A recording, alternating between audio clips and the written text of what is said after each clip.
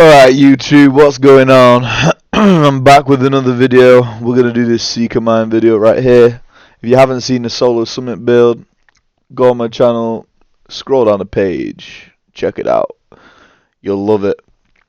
This is covering the Seeker Mine build, and we're going to go over everything today about why you should want to run this, and if you want to run this in your current setup, and why it's such a viable build for group play and solo play obviously.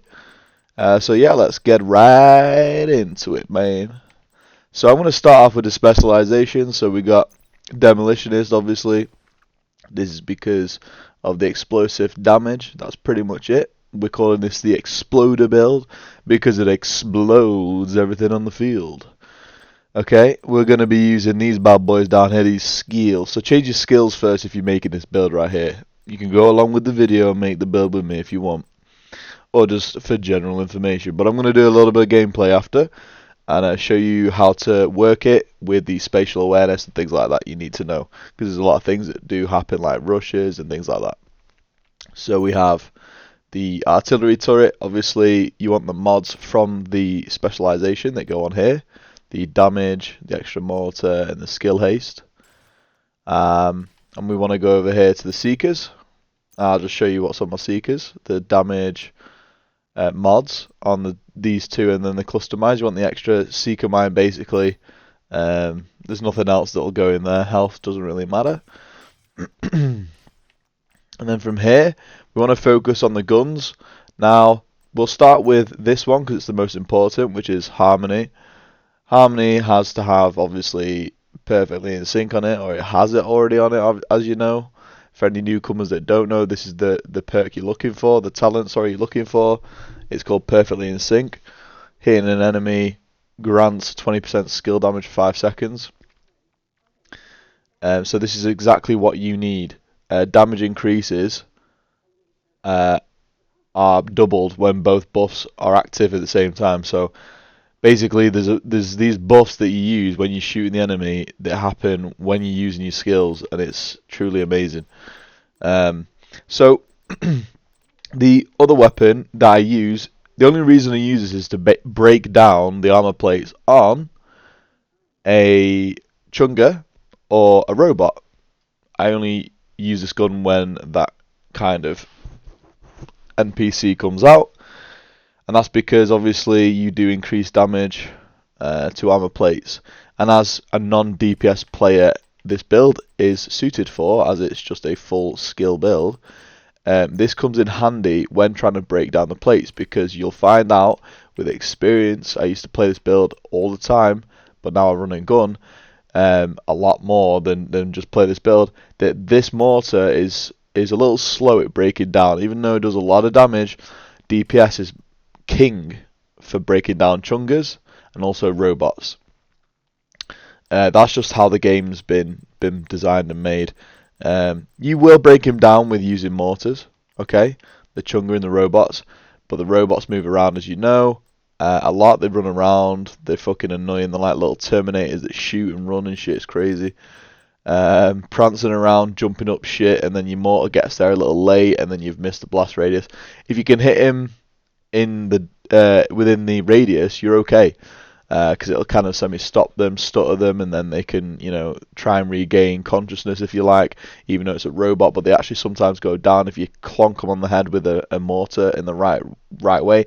It's just situations you get into that happens, you know, with this mortar build. It's quite funny. But whilst you're mortaring the shit out of them, you can use the Ravenous. Now, if you don't have the Ravenous, that's absolutely fine. Just run Sweet Dreams.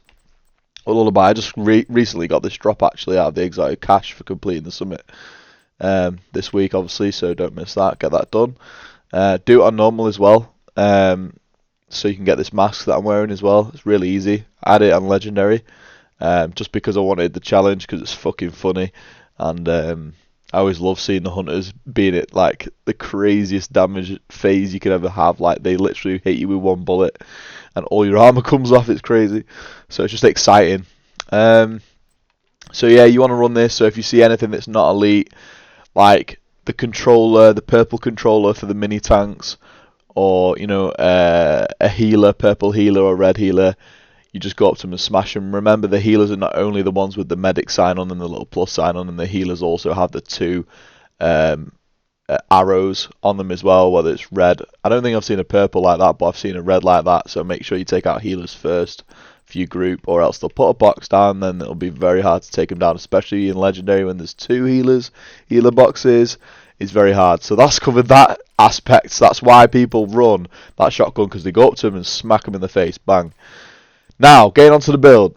The most interesting part is you can, except for the backpack, for my build, you can put any gear piece in any slot you want. As long as you've got 2 Hannah and 2 Grupo and 1 Wyvern. You can have a Wyvern glove if you want. You know, you can put your Grupo here in the holster slot, as long as you've got 2 Grupo and 2 Hannah. Okay, so what I'll do is I'll cover this set and then we'll get to the backpack. So with everything, the trend is skill damage and skill haste and skill tier. Obviously the mods are all skill haste. That's it. The whole trend is very simple for the whole build. Full yellow, it's not complicated whatsoever. This is a glass cannon chest. Again, skill damage, skill haste mods, and the skill tier. I'm not going to read it out for every one of them, but this is the trend, just so you know, from now on. It's the same trend going throughout. The only thing that's changing is the gear pieces, you know? And the reason for 2 Grupo is for 15% explosives damage, and the reason for 2 Hannah is skill damage. Okay, so you're getting them extra skill damage. Okay, there's the gloves. Now, when we get to the backpack, we're using glass cannon along with this talent that applies it even more, which is strategic alignment. This is a staple in the build. You have to have one like this, even if it's like, before I got this, I got 2 god roll ones or near god roll ones. I got like a really bad one with like 2% skill damage on it, but I still roll skill haste on it. As long as you've got it and running it, the world eventually will drop you another one, because it knows you're running it, you know, RNG, blah, blah, blah, all that bullshit, but it knows you're running it, so it will drop it if you go farm for it. You know, in China Light Industries targeted loot. So it will drop. So, the reason why I'm running this is because it applies a status effect to an enemy that increases total skill damage and repair by 20% for 27 seconds, which is literally a lifetime when you're in a phase of blowing up enemies in front of you. Whether it's multiple of them, or just a couple of them, or maybe chungers and a couple enemies, you focus the chunger and the enemies swarm around the chunger and it blows them up, and it's like a massive blast radius that swarms them all with explosiveness, boomness. So yeah, it's fucking great. Skill damage, obviously, you want on this bad boy. The skill haste and the skill haste mod. All right. A lot of people have asked me, you know, can I run all these other backpacks? There's perfectly combined arms, I think, where you keep shooting. Look, motherfucker, you want to stay in cover. If you keep shooting on high-end content, right, and popping your head out of cover, you're getting your head top taken off by a 50 cal bullet from one of them chungers. I don't know if you realise, but we actually got 700k armor. This build is meant to be used in cover, and then you pop out for literally a split second or corner peek to activate harmony. Every time that shit comes off, you pop back out and hit them again. This is not a DPS gun. This is we're only using it to proc perfectly in sync, or else you're gonna get your head top taken off, motherfucker. If you roll and a 50 cal bullet hits your fucking little pinky toe, it'll not only blow your pinky toe off, but you'll be wasted. It'll be good night. So you're trying to jump away, you still get fucking roasted down to the ground. Might as well make your grave while you're there, on the spot. You need to keep calm and collective when playing this build, because the pressure's very high when you know that you're not really using your guns. You're relying on your skills. That's what you're relying on. Okay? So just bear that in mind, guys. Just got a phone call. I've got to stop that coming through. Alright. Because I'm doing this all in one go, because it's just easier that way and everybody understands it. And yeah, it's good. The damage figures, 3.8 million base on the turret. Don't worry. This hits for around 5 million. easily plus when you activate Perfectly in Sync. I've seen 11 million before when I was playing the raid with a few buddies. We had all the other buffs active. I was hitting 11 million. No, it was just so easy taking care of the doors on, you know, the fourth boss and things like that when they're coming out. It's just one of them builds you can use solo to complete stuff with, or you know, just do it in a raid. You can use it in a raid to, you know, add control the doors basically. Excuse me. So the Seeker Mine, 3.2 million, and yeah, I don't have anything really to say about the damage on this other than they hit quite hard. The annoying thing about these Seeker Mines is they don't always hit the target, and that's why you have to be ready and vigilant with your mortar aim to ensure that you're still ready to take that rusher down if that Seeker Mine doesn't kill him. Grenade always have this one on because it hits the hardest out of them all, as you can see. Now, the pistol doesn't really matter. You could have this on for like the 0.5% you'll ever switch to the pistol in your lifespan of using this whole build. You don't really need it. If you were to have that exotic backpack on, don't know what's it called now, you could proc like overcharge maybe. I've not even thought about that just till now. But that's something you could consider. Acostas, look, I got 2 god rolls there chilling. I got another memento by just unlocking a cache as well. I got so much shit on this game, man. It's crazy. I've just kept all the best stuff as well, obviously. I've had up to 8 mantas drop now as well. It's crazy. Look, I don't even favourite them anymore. I literally just keep them there for exotic components. I kept my god roll pretty much 0.1 off. But yeah, not really a flex, is it? Because everybody's got all these weapons, so I'm just trying to let you guys see what I'm doing. Now what I'm going to do is I'm going to go through a mission, and I don't know which one I should go through, so let's go through a real fun one, the Lincoln Memorial, and let's go on Heroic obviously and just fly through here because it's fun. So if you're playing this mission and you love it, just look around. Think of where you can run to if they rush you. You know, can you hide back there? Can you hide over here?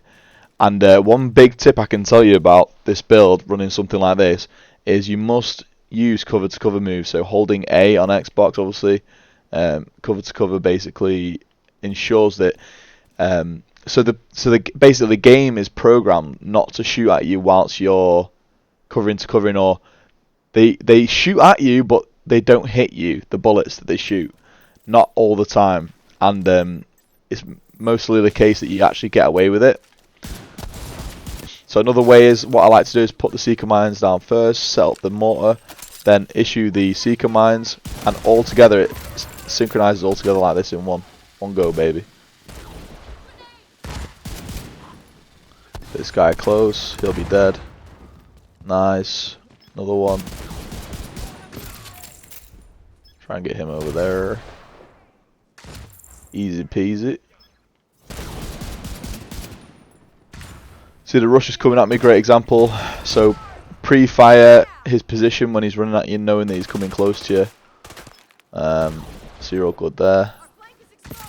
So my best word for this build is anticipation when they run at you. So you want to anticipate where they're going to go so you can pre-fire the mortar before they've got to the location. You don't want to fire the mortar at them because there's something called bullet lead. It takes the mortar a while to kind of, you know, fly over to the location where they're running to, right? So I want to put the Seekers a little way out so they can come back to the enemies. And I'm going to put this on here. Also, see that little table down there? You want to put... I was trying to put my mortar on top of that table, but you can't because of this net thing here. But if you put it on top of the table, it ensures that the mortar doesn't get guarded by the blast radius from behind it, if that makes sense. Hard to kind of explain, but you get it more that you play this game.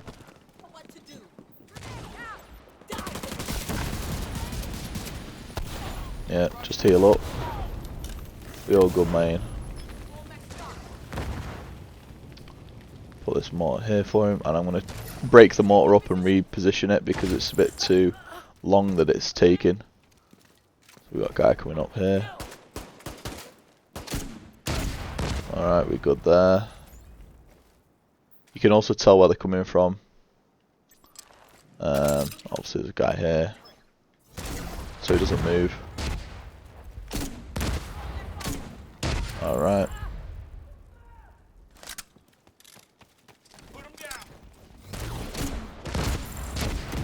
Okay. Mortars off, then get your shot off.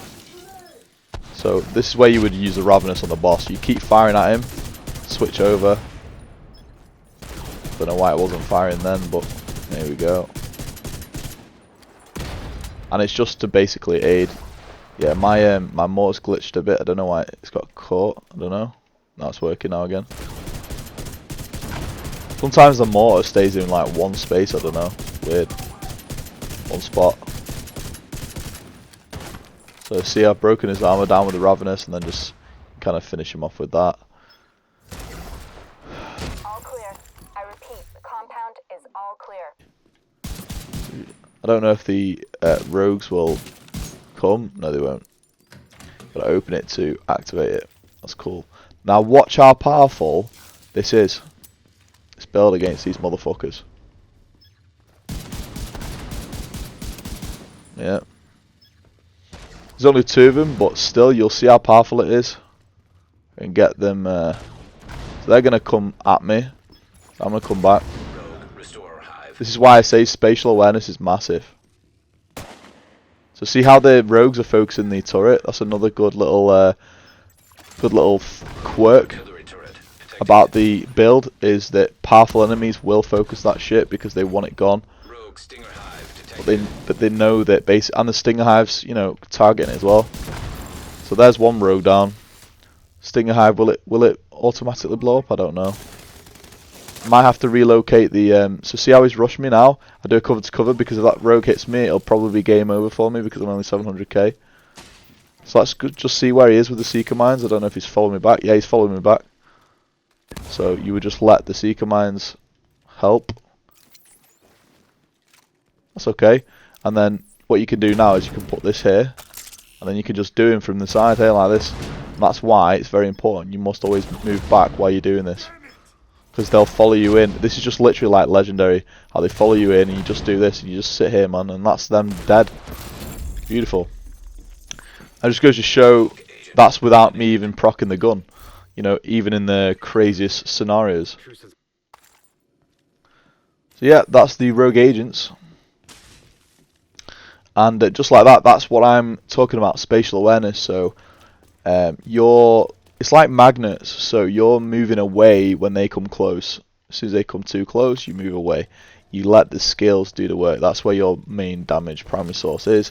Because if you're mainly used to running and gunning all the time, which a lot of people are because they come from Call of Duty and all the other games that basically are not MMOs, that don't really require brain power to really work them. You just run and shoot someone in the face. You're just so prone and used to it. This is something that you have to actually coordinate yourself round the battlefield to use, especially if you're in a group, because in a group, remember, things take a lot more time to kill, and when you're away from the enemies and you're using spatial awareness to move away from the action, you're going to net yourself a better gain and potentially never go down because you're playing it smart. Your DPS team and healer might go down, but you'll still be able to damage all the enemies and kill them off. So here I'm going to set up the turret here. I'm going to throw the Seeker balls down, and then I'm going to shoot. And then I'm going to also shoot my mortar. So it's a multiple kind of kill all together. So the mortar on this room I put here, and then we're going to throw these bad boys down and then put it on the table. The mortar goes on the table because it spreads the radius. It doesn't get hidden behind the table, if you like. If you put the mortar behind it. There's more coming from this way. Oh no, left.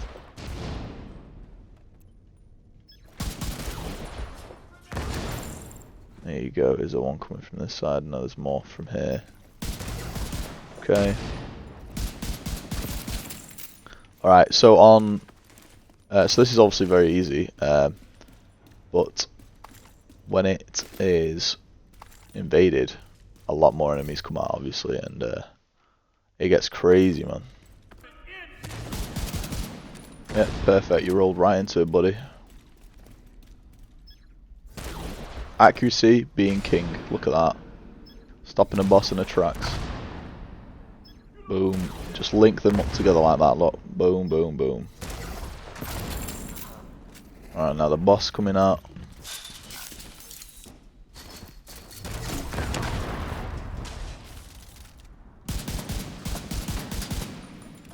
It's okay. Let him do his thing. That's where he follows you when he's got his thing. Guard up. Now, normally, I would have already broke his guard down, but the timing on the mortars when they ran out was actually quite bad. Kind of sucked, but sometimes you can help that, sometimes you can't. Shoot his little backpack out. There you go. And then we could just use mortar to take him out with skills. See how NPCs get super distracted with the turrets. Actually a beautiful thing. Just a little teaser of how you can actually use this actual beast build.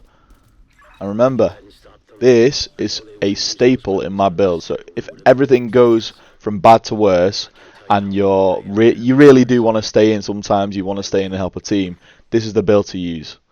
This is the one, man. It helps everybody, unless they're all a DPS team, then you put a healer build on. But for most situations, it's going to be, you know, you need the skill build to stop the enemies from rushing you. It's great. It's good, and it's such a fun build. So, guys, hope you enjoyed. I got me a new chain killer with headshot damage on. That's actually really good. Anyway, I'm babbling on now.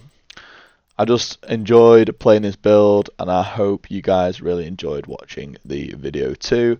Go test this build out, put it on, go and run some legendaries with your boys, and see what you think, because this is a game changer when it comes to raw damage and taking out multiple waves of enemies. Great for crowd control as well. I've had many times where I've been the last alive, and you know, I've got crazy crowd control going on with it because the mortar's stopping from rushing, and they're like, shit, I'm nearly dead, and the Seeker's pushing back even more. So yeah, and it also makes the enemies stutter a lot as well, stumble as well, because the mortars are so powerful for the chungers and things like that. I